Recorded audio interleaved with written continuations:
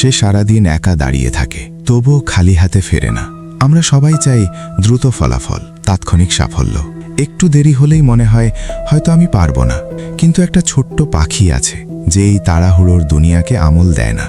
আপনি কি কখনো ভোরবেলা খালের ধারে গিয়ে দেখেছেন? একটা ছোট ধূসর পাখি প্রায় মূর্তির মতো স্থির দাঁড়িয়ে আছে, মিনিটের পর মিনিট, কখনো কখনো ঘন্টার পর ঘন্টা। সে নড়ে না, ক্লান্ত হয় না, হতাশও হয় না।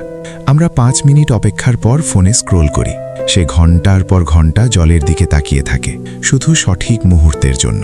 এই পাখির নাম স্ট্রাইয়েটেড হেরেন, বাংলায় ডোরা কাটা বা সবুজ বক। বাংলাদেশের খাল, বিল, নদী আর ম্যানগ্রোভে এর দেখা মেলে। সে মাছ দেখলেই ঝাঁপ দেয় না, সে অপেক্ষা করে যতক্ষণ না মাছ নিজে থেকে সামনে আসে। সবচেয়ে আশ্চর্যের বিষয়, এই পাখি টোপ ব্যবহার করে শিকার করে। পাতা বা ছোট জিনিস পানিতে ফেলে মাছকে আকৃষ্ট করে। এটা সত্যিকারের বুদ্ধিমত্তা। মাত্র 35 থেকে 48 সেমি ছোট টোপ দিয়ে শিকার করে সুন্দরবনে দেখা মেলে এই বকের। এই পাখির জীবন থেকে যা শেখা যায়, ধৈর্য মানে নিষ্ক্রিয়তা নয়, সে স্থির কিন্তু সম্পূর্ণ মনোযোগী। সে পরিকল্পনা করে। টোপ ব্যবহার করা মানে কৌশলগত চিন্তা।